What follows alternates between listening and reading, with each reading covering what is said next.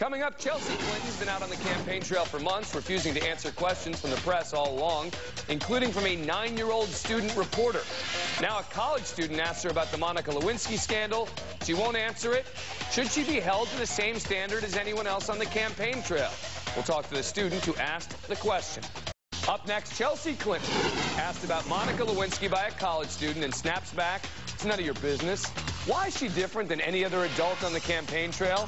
The student who asked the question joins us, and Clinton refuses to answer a question from a student about how her mother handled the Monica Lewinsky scandal, saying it's none of your business.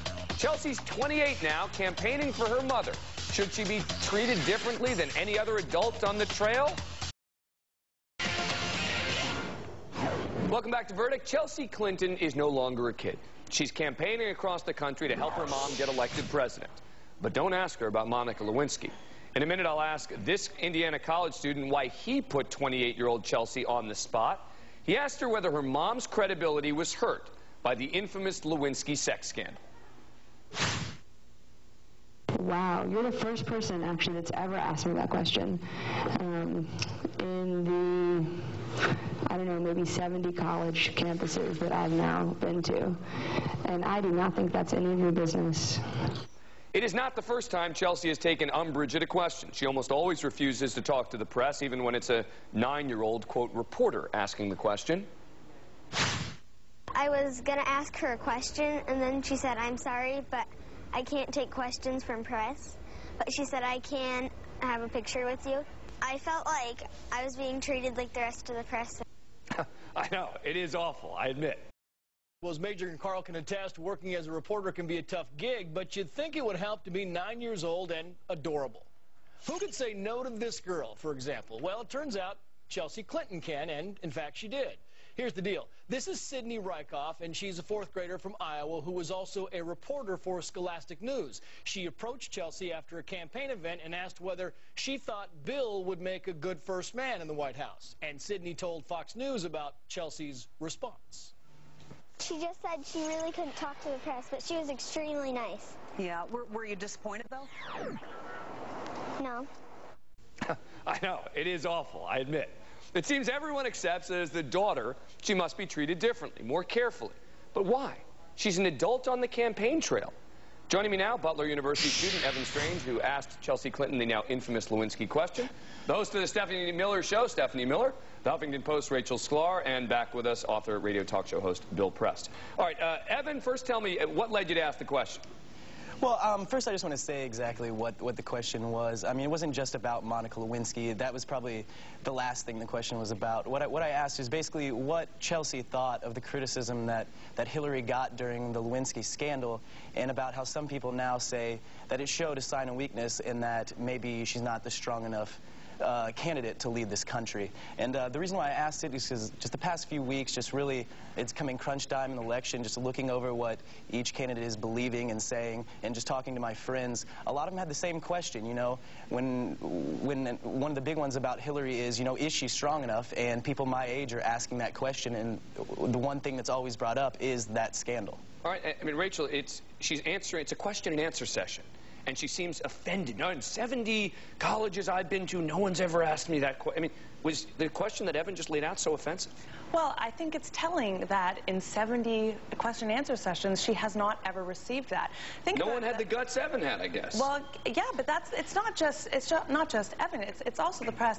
The press hasn't asked that directly to the Clintons. It's the giant elephant in the room that everybody talks about when they're not facing the Clintons directly. That's why Tyra Banks made news when she got Hillary Clinton to open up about it. So I think that speaks to the sensitivity of this issue. Now, should Chelsea be speaking to the press? This particular question is pretty unique. Well, Stephanie, I don't know.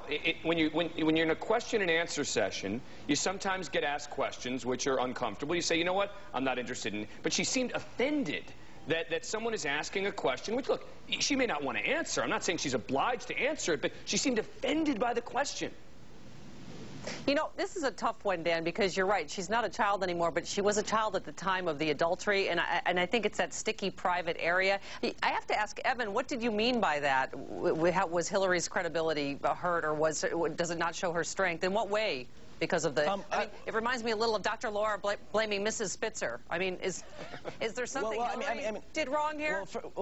Knows what I've gone through, and this is a bigger issue. Let me play you this piece of sound. This is from a piece that NBC's Maria Menounos did about she was on the Clinton campaign, and listen to this and let's talk about it. She has been adamant about what she will and won't do on the trail. Don't believe everything you read. Especially not taking questions from the press. Hi, Chelsea. Hi, guys. I can talk to you. The Clinton campaign staff turned down our request for an interview with Chelsea, as they have done with all the other press. Behind us, please. Even when we walked with her to her car, our casual greeting was kept strictly off the record, and we were not allowed to record any audio. I mean, Bill, what is this? I mean, why is it that Chelsea Clinton, an adult, she's 28 years old, she's on the campaign trail for her mother, why is it that she's off limits to everyone, even though she's out there campaigning? Yeah, well, first of all, let me say, just for the record, I know Evan had the best of intentions. I think the question was out of bounds. I think it was offensive. I think it was out of line. And I think Chelsea handled it beautifully and told him it was none of his business. So, just for the record, just well, what's out of line about his question?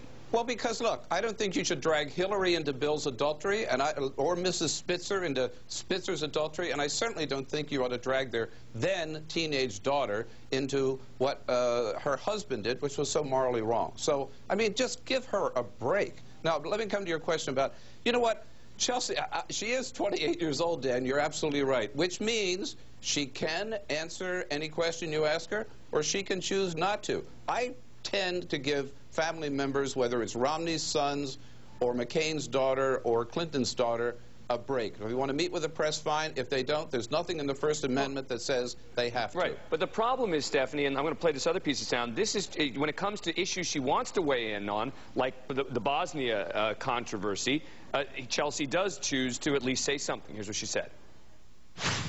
Well, sir, I think that my mother's on record as having talked about this, and I support what she said. I mean, yes, I was there as well, and I'm so honored that I was there.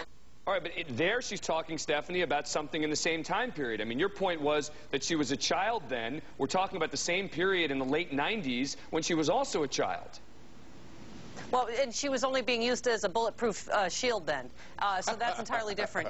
You're right. I think it's important, Dan, to say in no way, no matter what you think, is Chelsea Clinton being pimped out in any way. I think that's important to say at this juncture. But I know what you're saying. If you're going to be on the campaign trail, you have to answer questions. But I agree with Bill that I just think this is private life and it's out of bounds. I don't think it's relevant to her as a leader. I mean, I don't mean to attack Stephanie over this, but the problem is that you use language like that, and then they're rightfully, you know, angry about it. The Clinton campaign says, you know what, you guys used language that's unacceptable. And then the conversation shifts because they're right.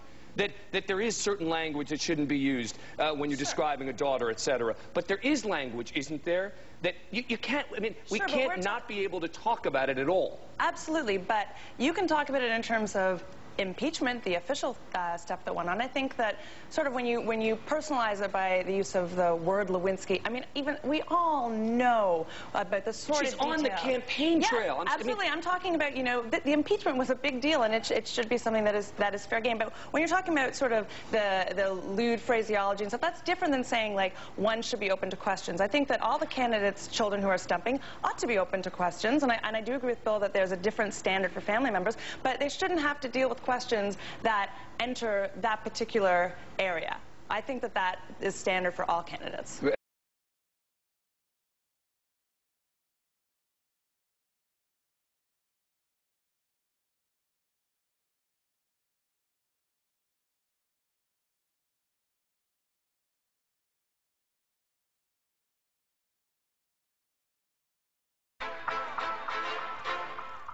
12-year-old Chelsea Clinton didn't have it any easier. The Clintons were not about appearances. They wanted their daughter to be wholesome and free to make her own choices. You don't want to be known as the gawky little girl who was mocked on Saturday Night Live. You don't want to be known as the kid who's not as cute as the Gore girls. And so when you have an opportunity in 2002 to get a mic over with Donatella Versace, when you have an opportunity all of a sudden to be a little bit of a glamour puss, how do you resist? She went from being the little kid in the White House to being this like super glamorous young woman. I think that the transformation was great. It was basically putting herself in the hands of Donatella Versace, who took a chance and said, let's style her. She all of a sudden was like on everybody's A-list. Reporters were mean. People made fun of her braces. They made fun of her strawberry blonde hair. They were really disrespectful.